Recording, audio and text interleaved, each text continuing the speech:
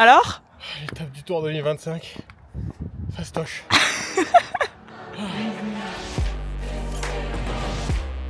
C'est quoi ces pentes de zinzin? Wow. Mais gros, heureusement qu'il n'y ait pas de voiture en face, on serait mort. Hein. Vraiment très cool. On est en train de se faire tuer par la pente. Ouais, déjà cuit, on n'a même pas fait la moitié. Ça va, ça annonce que du bon.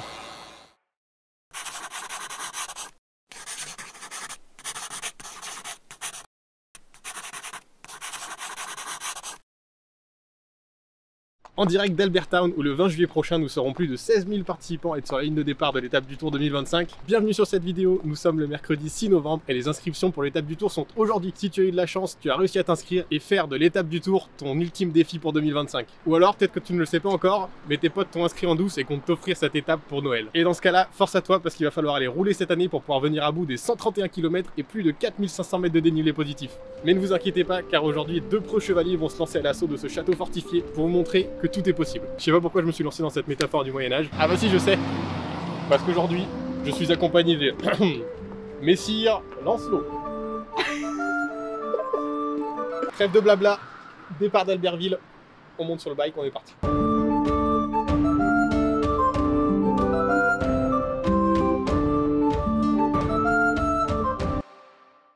La sortie d'Albert City, elle se fait plutôt bien, c'est plat. Bon là nous on a décidé de prendre la piste cyclable pour des raisons de sécurité, mais je pense que le jour J on sera sur la départementale. La départementale juste à gauche. Bonne petite mise en jambe en tout cas sur du plat là. Ouais. Attendez, pause, faut que je vous explique pourquoi je rigole. J'ai passé littéralement 2 heures la veille à tracer le parcours sur mon compteur, mais comme toute bonne app de compteur, elle voulait nous faire passer par des chemins de forêt pour VTT. Donc on s'est complètement gouré de route au départ, et dès la sortie d'Albertville, ça s'est mis à grimper à genre 10-11%, ça nous a tué dès le kilomètre 0. Bref, donc là on jouait le jeu du départ classique qui part bien sur du plat et un faux plat montant, mais la réflexion de Lancelot m'a bien fait rire. Si jamais, je vous laisse quand même le lien de mon activité Strava en description, mais faites bien attention à ne pas prendre en compte les 5-10 premiers kilomètres. On a 10 petits kilomètres de plat pour rejoindre Ugine. Et à partir d'Ugine, les choses sérieuses vont commencer. Mais pour l'instant, ça roule. On est plutôt tranquille. La météo est avec nous. On s'échauffe. On fait tourner les jambes.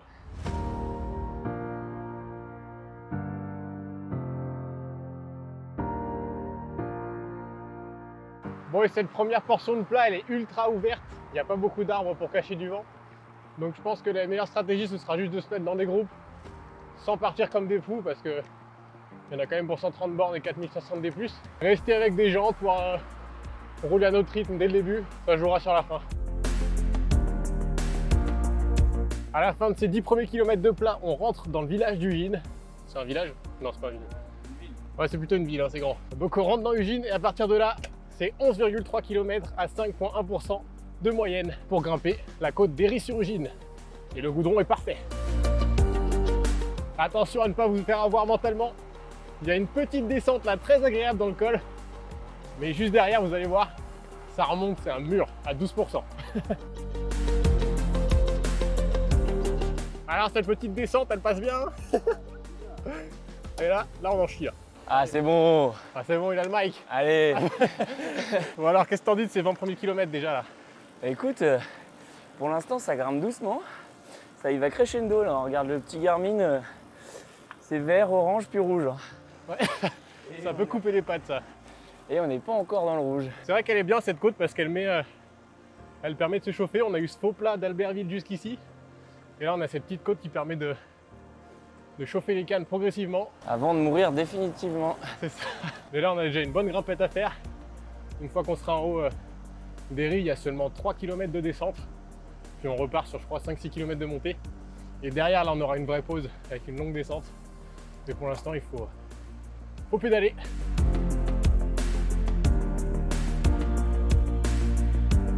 Bon, ce premier col il se passe plutôt bien, roulant comme prévu. Les 5% ils font pas si mal, il n'y a que la fin où on touche les 8-9%, où là il faut s'accrocher un peu. Mais maintenant c'est la bascule, c'est parti pour 3 km de descente en direction du prochain col. Let's go!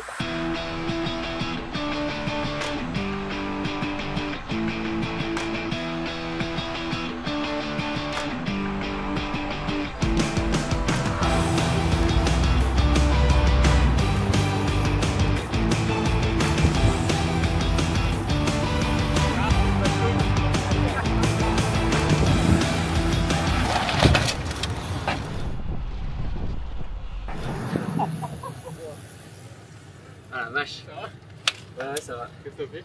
Ça va. Bah, j'ai pris la sortie de route. Oh le bordel! Waouh!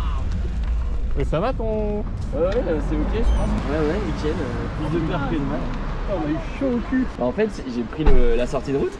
Oh j'ai été J'ai pris solide. le petit rebord. Et après, du coup, j'ai essayé de rattraper. Et bah, du coup, je suis remonté sur la route. Et là, j'ai pris Max. Je l'ai cogné, mais je pense que il a réussi à faire contrepoids. J'ai été bon du coude. Oh la vache. Ouais. Oh la putain, je nous voyais par terre. Ah, moi aussi, je vous ai vu dans le rétro accroché, je me suis dit putain. Oh le zinzin. Oh la frayeur qui vient de nous faire le père Lancelot là. J'ai sorti le vélo de route, j'ai cru que j'étais en gravel. J'ai pris le bord de route. J'ai pas passé loin de la chute. Putain c'est clair, on a eu chaud. Heureusement que j'ai eu les épaules solides sur ce moment là. Moi ça m'était jamais arrivé. On n'a pas été mauvais sur la situation, je trouve, on a bien géré. Là on rentre dans les gorges de l'Arly. Et l'objectif c'est d'aller rejoindre Crest-Voland pour pouvoir monter au col des Saisies. C'est parti, sachant qu'il y a une petite déviation. On va voir où est-ce que ça nous emmène. Mais le jour J, ce sera par là normalement. Bon, les gorges de l'Arly, c'était vraiment très court. On était sur du 200 mètres. Parce que c'était littéralement de l'autre côté là. Et on entame la montée vers Crest-Voland et le col des Saisies. Donc c'est parti pour 13,7 km à 6,4%. C'est ça? 6,4%, on est bien. Allez, on repart sur un... Ça grimpe un peu plus que le col précédent. On repart sur un effort d'une bonne heure, je pense. Arrivé à Crest-Voland, il fait beau, on sort un peu la tête de la forêt. D'ailleurs, ça, le 20 juillet, ça va être agréable. Les premiers kilomètres de ce col sont enfermés par des arbres, donc on sera un peu à l'ombre et au frais. Et je pense que le 20 juillet, on en aura besoin. Là, aujourd'hui, pas trop, je t'avoue, en novembre. L'arrivée dans Crest-Voland qui signifie plus que 9 km du col. Tu sais reconnaître les vaches qui ont du reblochon? Non. Avec les lunettes.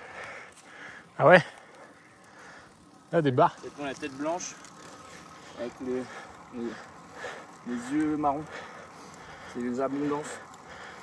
Le nom des vaches. C'est une des 3 vaches qui fait le reblochon. En haut de Savoie. Petite instant culture. Dans ce décor de fou. C'est giga beau là. On en chie mais c'est giga beau. Du coup ça compense un peu. On est quasi au sommet du col. Là c'est plaisir. Petit replat pour pouvoir dégourdir les jambes. Enfin ressentir un peu de vent dans les oreilles. C'est le bonheur. Qu'est-ce qu'il dit? L'arrivée aux Saisies. Je suis fumé. Je suis fumé il a dit. Le deuxième col de la journée. On est cuit. On est déjà cuit, on n'a même pas fait la moitié. Ça va, ça annonce que du bon. Oh là ça tape. À l'aise.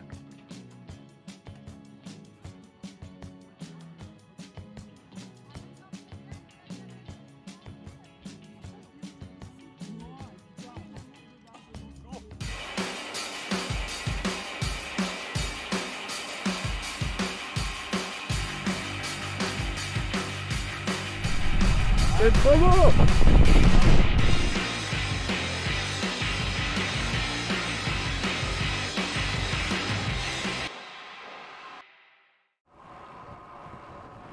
On vient de finir la descente du col des Saisies et là on se tape un long plat bien ouvert avec un petit vent. Faudra bien faire gaffe le jour J. Ah, je pense rester dans des groupes, des roues. Ce sera toujours plus agréable que tout seul. Aussi la route dans la descente du col des Saisies, elle est par moments assez dégueulasse, surtout dans les épingles. Donc faudra faire bien gaffe à ça. Et à la sortie de la petite commune de Beaufort, on entame un gros morceau de la journée, le col du Pré. 13 km. Ah, je sais plus combien de pourcents, mais ça va faire mal. 13 km à 7,7%. Autant vous dire que c'est le plus dur depuis le début. Et on va en chier encore plus. T'es prêt ou pas? Non. Et voilà, nickel.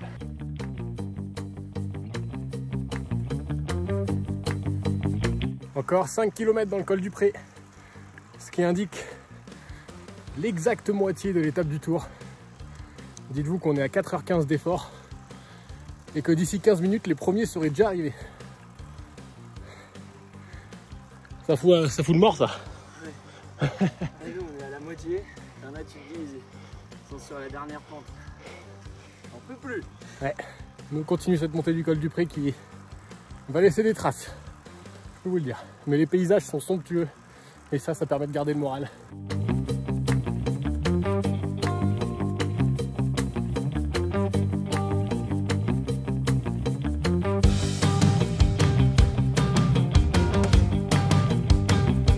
C'est quoi ces pentes de zinzin?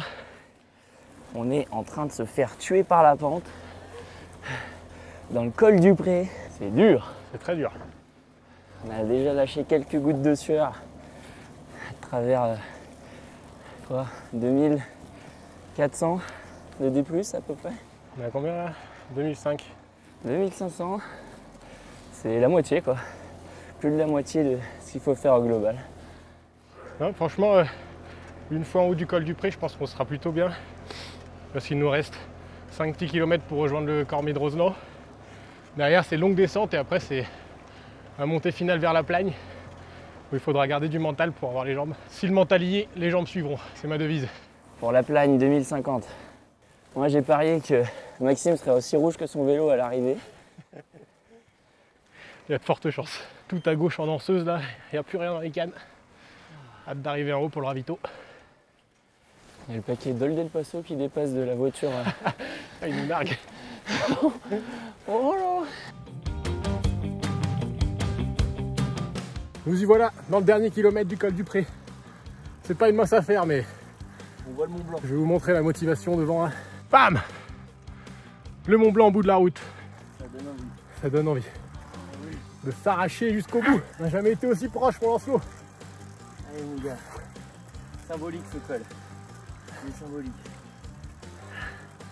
C'est ta sortie la plus haute? J'ai jamais fait autant de dénivelé de ma vie sur une sortie. C'est beau ça.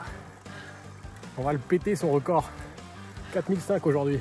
J'étais à 2500 sur l'ancienne sortie. Petite pause ravito. On a pris le package Popo Ravito avec nous, du coup c'est étape de luxe. Je peux te dire que le jour J ce sera pas autant de luxe. Mais là sur cette grande esplanade, il y a moyen qu'il y ait un ravito fait par l'organisation le 20 juillet. Et en plus, la vue s'il vous plaît, genre. Ravito face au Mont Blanc. Je crois que je vais faire bénévole en fait. Ouais, parce que moi j'ai chopé ma place, mais Lancelot il l'a pas encore, c'est à 16h la vente. Donc Reco avant d'avoir la place, c'est pas mal. s'il n'y a pas de place, il y aura bénévole au stand. Je voudrais faire bénévole juste ici là. Du Mont Blanc. Bon, le col du Pré, c'était pas une mince affaire. Plutôt régulier dans l'ensemble, mais les 2 derniers kilomètres, ils étaient vraiment durs. On est sur des pentes qui avoisinent les 11-12% en moyenne sur 2 km. Donc ça casse un peu les pattes. Mais une fois en haut, on peut faire une petite pause, donc ça va. Et c'est l'heure de la bascule. 3 petits kilomètres de descente jusqu'au barrage. Ça va être somptueux.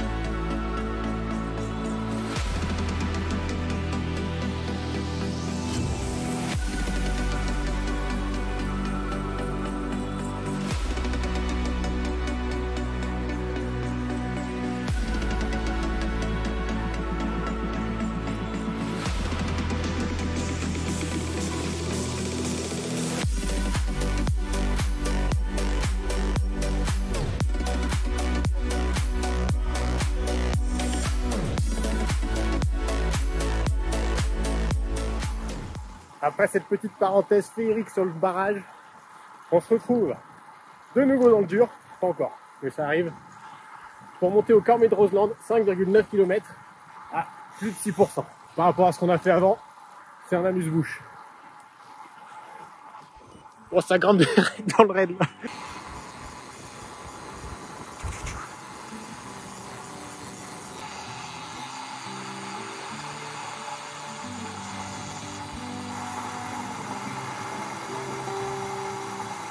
Et dire que le 20 juillet prochain, ces routes seront bondées plein de petits cyclistes, comme nous, sur route fermée, c'est royal. On est un peu en immersion route fermée, là, il n'y a personne.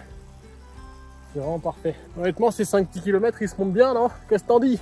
C'est ça, c'est beau, c'est le maître mot de cette étape. Et franchement, des paysages comme ça, ça fait oublier la douleur. Le reflet des sapins en l'eau, les couleurs d'automne, c'est royal. Le seul truc à prendre en compte ici, hormis que ce soit juste magique, c'est que le 20 juillet, et que les gens normaux comme nous vont arriver autour de 14-15 heures ici, ça va être une cuve avec 0 ombre. Donc il faudra bien s'hydrater, bien penser à s'arroser aussi parce que là on risque de cuire ici.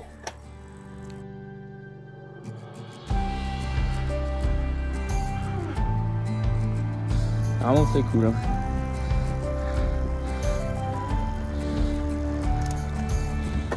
On y est. Le Cormet de Roseland. Plus qu'une difficulté au compteur. Oh putain, c'est lunaire ici.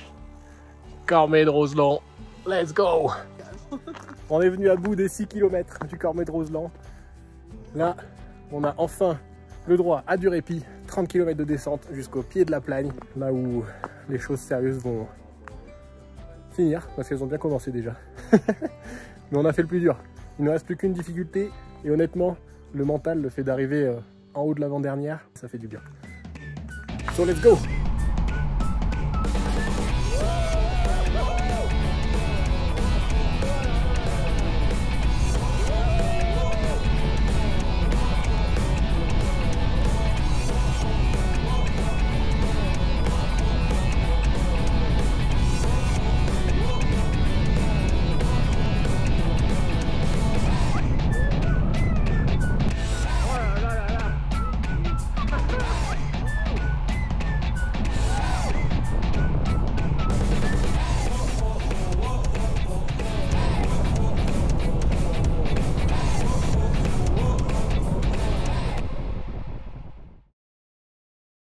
Putain, c'était dégommé dans la forêt là. Ouais, la route était pas folle. Hein. Oh, la deuxième partie elle était vraiment dure.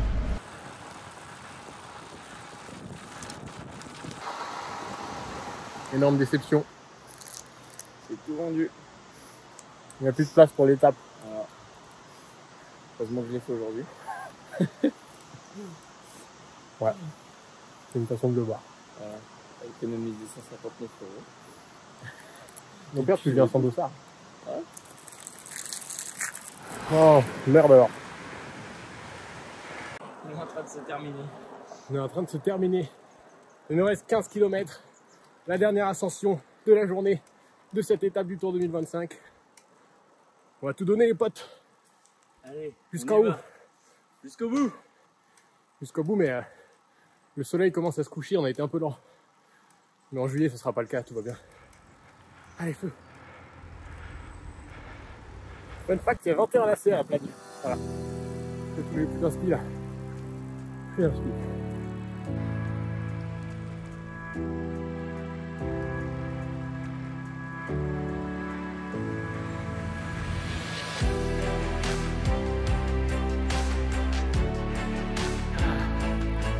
C'est bien de sortir la tête de la forêt. C'est magnifique. Allez.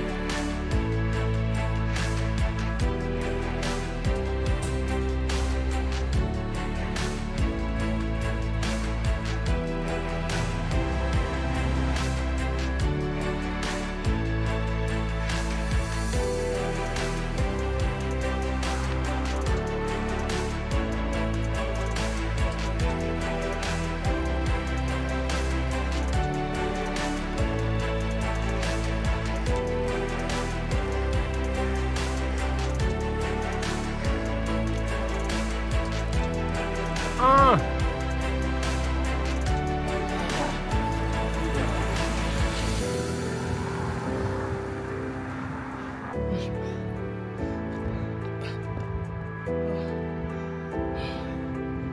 Alors? Étape du Tour 2025. Fastoche.